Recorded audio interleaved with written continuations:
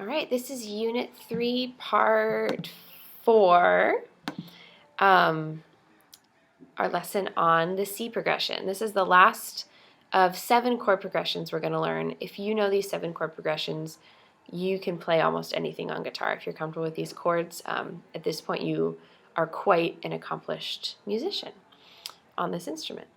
The C progression is one of the hardest, and that's the reason why it's left until the end, even though it is a really common progression. And the reason why is it uses the F chord, and the dreaded F chord is one of the hardest to get going. I promise that with practice, you'll be able to make it sound good and use it regularly, but it is frustrating at first. And the reason why, if you look at page 17 in your book, you can see that for the F chord, your first finger is expected to cover 2 strings, okay? You've got 1, 1, 2, 3. And this is a mini bar. So before you do anything else with this chord, I want you to take your first finger and just place it over the first 2 strings in the first fret.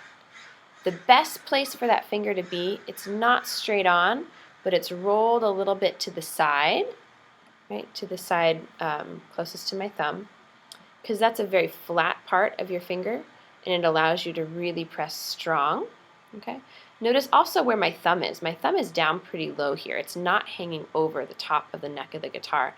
When your thumb's up here, it makes it almost impossible to get that bar. So your thumb's really got to support from the back of the neck, and then your finger has to bar and press down on both strings evenly, okay? And then with your right hand, just strum both of those strings and make sure they're both ringing. Probably when you first start, you'll get some dead sound, or maybe one string will ring louder than the other. And so keep kind of adjusting, shifting the weight of your finger, shifting the placement of your finger until both strings ring. When you've got that, see if you can keep that finger still. Try not to move it too much. And you're going to place your middle finger on the 3rd string 2nd fret, and your 3rd finger on 4th string 3rd fret. And that is your F chord. You do not strum either of your 2 low strings, so it's only a 4-string strum for F. Okay? Really spend some time working on that bar and working on that F chord before you try and put the progression together. Once you do, it won't be hard to learn. The C chord you've already mastered as part of the G progression, so you know C. Now you've got your F. G7 is a little bit of a stretch. 1st finger, 1st string, 1st fret. 2nd finger, 5th string, 2nd fret. 3rd finger, 6th string, 3rd fret as your G7. Use your chord diagram for that one. What I do want you to notice is you have something called relative position in all 3 of these chords. So notice the way the 2nd and 3rd finger are kind of in a diagonal, diagonal, diagonal on every single chord in this progression. So you can kind of keep those 2 fingers in position and just shift them side to side. For the C chord,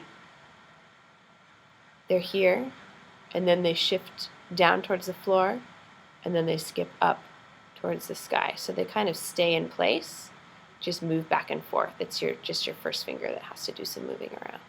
Okay. Once you've mastered this progression, your assignment is going to be to choose a song in the key of C. And I have lots of options. This is a pretty popular key, actually. You can choose one of my options, or you can go on ultimateguitar.com and see if you can find a song in the C progression that you're interested in learning. Good luck. Be patient. I promise that with time, that F chord will get easier. I also have a link in Edmodo to another YouTube video. It's a professional guitar player kind of giving a lesson on playing the F chord.